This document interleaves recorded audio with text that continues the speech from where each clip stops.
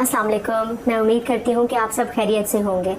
आज का जो अवेयरनेस सेशन है वो हम बहुत अरसे के बाद रिकॉर्ड कर रहे हैं और उसकी जो ड्राइव आई वो इस वजह से क्योंकि पेशेंट्स के सवालात बढ़ते जा रहे हैं और बहुत डिफरेंट किस्म के सवालात होते हैं।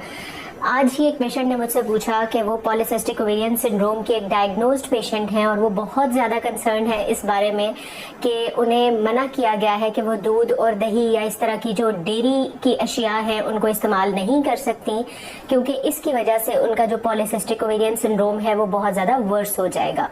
सो आई थॉट कि मैं आपको इसके बारे में गाइड करूँ कि बेसिकली इसकी जो साइंटिफिक रेलेवेंस है वो क्या है।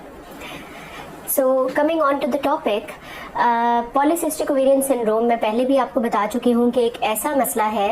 कि जिसके अंदर अंडेदानियों का साइज कुछ बढ़ जाता है, वेट गेन होने लगता है, चेहरे पे बाल कील महासे आने लग जाते हैं, जो हेयर लाइन है वो रिसीड होने लग जाती है और पीरियड्स के जो डिस्टर्बेंसेस हैं वो स्टार्ट हो जाती हैं। पॉलीसिस्टिक ओवेरियन सिंड्रोम में जो बेसिक मैनेजमेंट है, बेसिक जो उसका इलाज है वो लाइफस्टाइल मॉडिफिकेशन है। मैं अपनी बहुत सी अवेयरनेस सेशंस में आपको इसके बारे में बता चुकी हूँ कि लाइफस्टाइल मॉडिफिकेशन का मतलब है कि आपने अपने आप को एक एक्टिव लाइफस्टाइल में लेकर जाना है, एक्सरसाइज करनी है डेली बेसिस पे, इसके अलावा अपनी डाइट मॉडरेशन में लेनी है। और जब आप एक्सरसाइज और डाइट को बैलेंस आउट करते हैं और अपने कैलोरीज का जो इनटेक है यानी खुराक की जो मिकदार है उसको मुनासिब कर लेते हैं तो वजन खुद ब खुद कम होने लग जाता है। और इसी वजन की कमी के साथ साथ जो पीरियड्स का प्रॉब्लम होता है वो भी ठीक होने लग जाता है और बाकी के जो सारे के सारे सिम्टम्स आ रहे होते हैं वो भी बेहतर होने लग जाते हैं।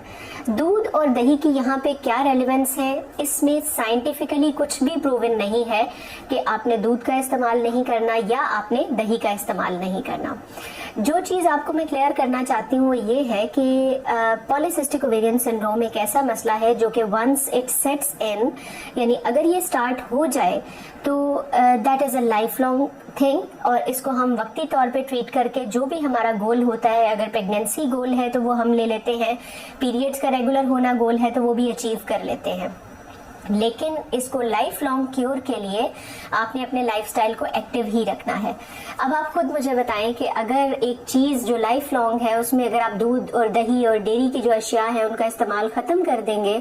तो कैल्शियम डेफिशिएंसी या जो न्यूट्रिएंट डेफिशिएंसी है वो सेट इन हो जाएगी। लिहाजा पहले भी मैं इसके बारे में आपको बता चुकी हूँ कि आपने जो भी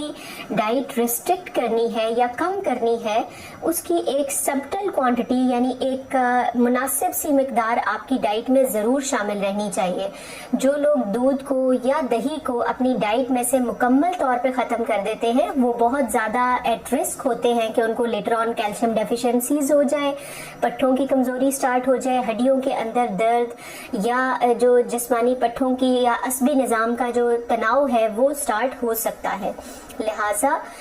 पॉलीसिस्टिक ओवेरियन सिंड्रोम और दूध या दही की जो परहेज है उसकी आपस में कोई साइंटिफिक रेलेवेंस नहीं है, इसलिए आप किसी भी चीज़ का जब इस्तेमाल करें इस मसले के दौरान तो उसको मॉडरेशन में करें। बहुत ज़्यादा एक्सेस अगर आप किसी भी चीज़ की लेंगी तो वो ज़ाहिरी बात है नुकसानदेह साबित होगी। मैं उम्मीद करती हूँ कि पॉलीसिस्टिक ओवेरियन सिंड्रोम और मिल्क एंड डेयरी प्रोडक्ट्स का जो आपस में एक